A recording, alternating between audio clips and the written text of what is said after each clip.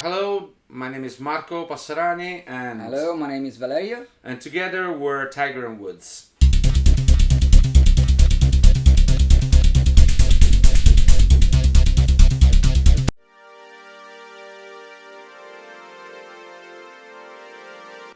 Well, I mean, like it's we started the project, we've been doing records before Tiger and Woods. We had like a career and doing other stuff, and Tiger and Woods was just meant to be a one-off project, very, like just 112-inch, kind of a bootleg kind of thing, and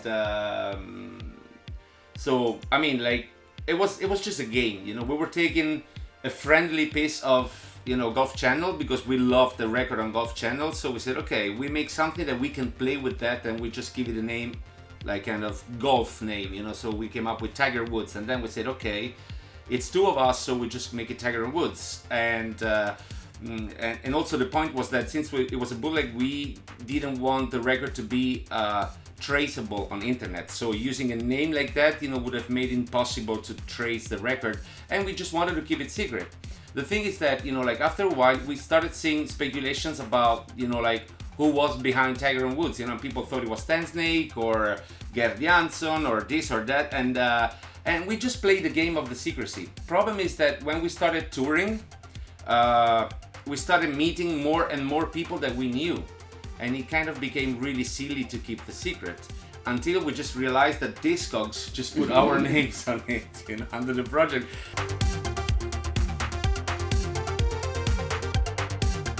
I think it's not even important. I think it's just natural. I think music comes from other music. I mean, it's a certain how can I say? It's just like a connection. I mean, you grew up with some music, and then you just bring this culture, this music inside your everything. I mean, like you basically are the music you've been growing up with. And I believe, of course, like I strongly believe in innovation. I mean, I'm a techno guy, so of course I believe in revolution for a change and all these concepts, But of course, like all the stuff that you carry with you is what makes your musical DNA. So of course it's really important. I think it's important to tell the younger friends that we have stories and to share with them the music. But in general, I think it's unavoidable to split what you do from your heritage, musical heritage. It's impossible. I think like music is somehow fluid, like you're like a sponge, like it's not even what you intentionally listen to, like even like the stuff you are exposed to, like can build your, as Marco said, your heritage in music, and I think everyone will build its own heritage, like, so as Marco said, it's good to go, like to younger people and say, okay, you can listen to this and this, but then they will have room to build their own heritage, like, so back to your question, I think yes, I don't think we pay homage to music. It's just, part of our DNA, like it's natural. What comes out of our production, it's what we've been exposed to, what we listen to. But exposed means like movies and commercials, and like for example, like the way we've been exposed to Italo disco stuff, it's completely different from anyone else, because like it was popular music for B movies, commercials and stuff like that, like, so we literally grew up with that stuff, like with that, without even paying attention to it at the beginning, like you're just exposed to it, and like fast forward 20 years later, maybe you write a line that comes from that exposure you had like 20 years ago,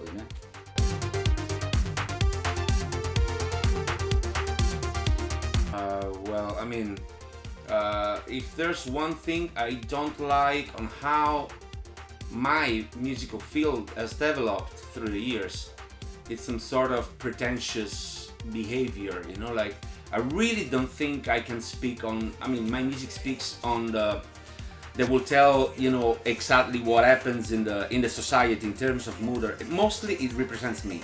And of course, I am affected by society. I am affected. So somehow, of course, like every form of art is an expression of what's around it. But I don't think it stands for the mood of society, what you're doing. It's mostly representing yourself. I mean, you go through your own personal issues or happiness or whatever, and you represent that.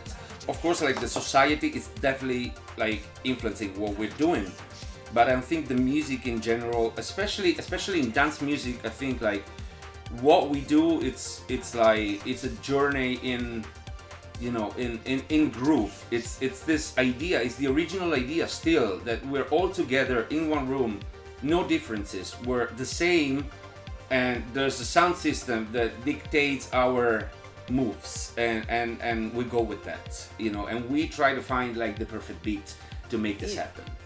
I mean, I have no problem saying that as with this project we made functional music to dance, you know, like, which is, I mean, I don't think there are any other like messages behind, rather than, you know, like, which is a big message anyway, you know, like having fun, like as Marco said, just you know, getting together, dance, have fun, smile, you know, like we're gonna take care of music, you know, like have fun, you know, like it's a message, you know, like, but that's it, you know, like with this project especially we make functional music, functional to the dance floor, functional to the smiles of the people, you know, like, but there's no messages behind, and no even the idea of representing any society rather than the club and the dance floor. Well, there is a message, because getting together with no differences is a message. Of course, like, it's a big message, you know, like, but, you know, like, if you look at the society, probably it's, you know, like, it's not exactly what's going on right now, you know, like,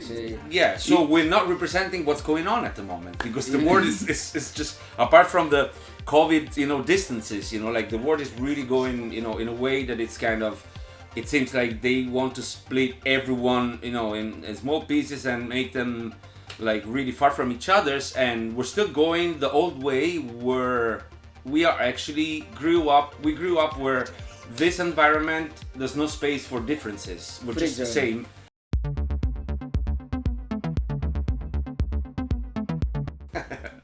It's funny you ask this now.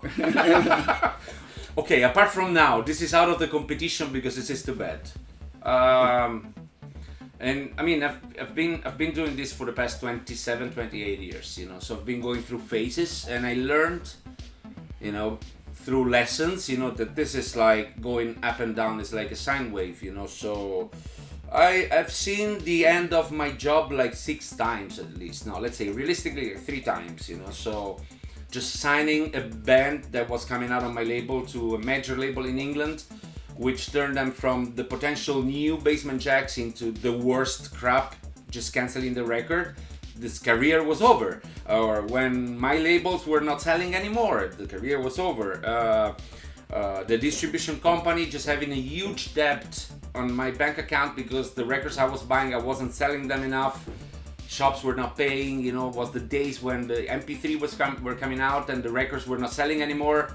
And I had to refill the bank account because I was like 40 millions, almost lira, which is 20,000 euros now, below zero, and I didn't know what to do, you know, and I had to work at home because I couldn't afford rent anymore. And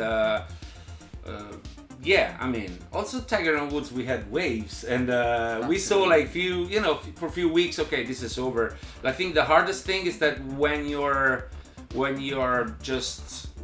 realize that a project you're working on, it's over and you have to start a new thing. But again, I feel like a sort of islander because I died like 3-4 times already, and it's just a matter of just working as hard as you can and crossing your fingers that your next idea is good, you know. And but that's the way I feel it, you know. It's just like everything is difficult, everything, you know, like doing this, everything is so difficult.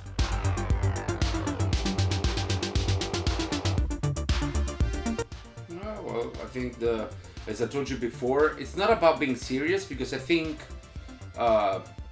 music is a serious thing. Fun stuff is very serious. I think the right word is that the scene became a bit too pretentious.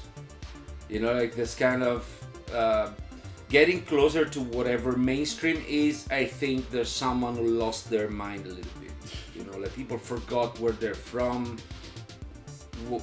why they do this in the first place. You know, I understand. I mean, it's normal. I mean, it was difficult even for us the moment that we were touring the most. You know, you become some sort of a weird person, just traveling and discussing about flights and timing and hotel, and because that's what you do on a daily basis. But in general, I think everything became a bit too pretentious. It's serious is not bad. I mean, you have to be serious about what you're doing. If you're a comedian, I want you to be extremely serious about your comedy. I mean, that's the point. You know, like you have to be to be good. You have to be serious. I mean, it's not about joking when you're doing good stuff. You know, whatever it is, music or acting or whatever it is. Being pretentious, it's a little different thing, and I think everyone just kind of lost it a little bit. You know, went a bit too far. You know, like, and then you see like. It's about judgment on what they do and the way they do it. It just became a bit too serious. Even some of the writers on the webpage went a bit too pretentious on the judgment. You know, like it's kind of you know, especially in dance music, it should be about getting together and enjoying that moment. You know, and having a nice groove and.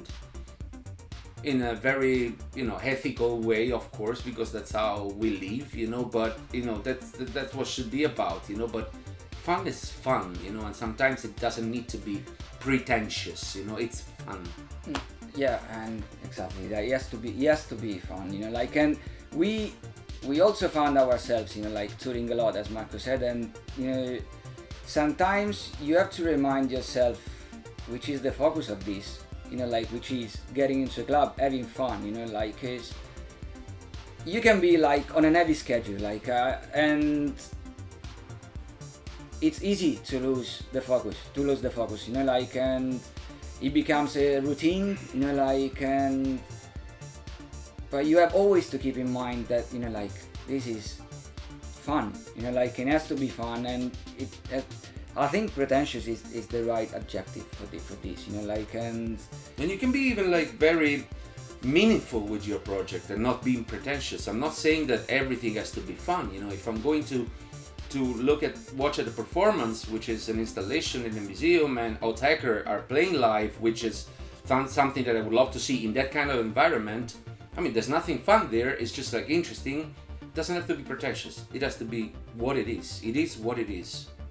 And probably this mess of the COVID will help in this case, you know, like, if you ask people right now, I think they want to have fun, you know, like, they want a club open to have fun. So probably, you know, like, they want to dance, they want to sweat, you know, like, exactly what we like, you know, like, and so probably it will help to, you know, refocus everything, you know, like, which is, as Marco said, like, it's alright, it's absolutely right, you know, like, to go to a concert and if you're looking for different feelings, you know, like, but in terms of clubs right now, I'm pretty sure that if you ask anyone who was like clubber or whatever, you know, like, it will tell you that what is missing is just like dancing, have fun, you know, like sweating and, you know, like whatever. But this thing, you know? Even when we played the last gig, you know, like back in February, you know, like, we were getting like worried about the COVID already, you know, like, as it was coming. It was the first day that, you know, like, exploded in Italy, you know, like, so, and we were really worried. We didn't want to go to play because we thought it was dangerous. But man, then while we were playing, we were having fun, and we just look at each other and say, okay, you know, like, everyone is dancing, everyone is having fun, you know, like, for 1 hour we didn't think about it, you know, like, and I think that's what people is missing now.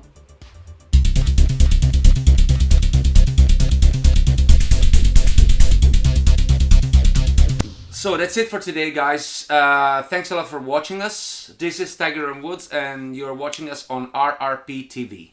Thanks for watching. That's it.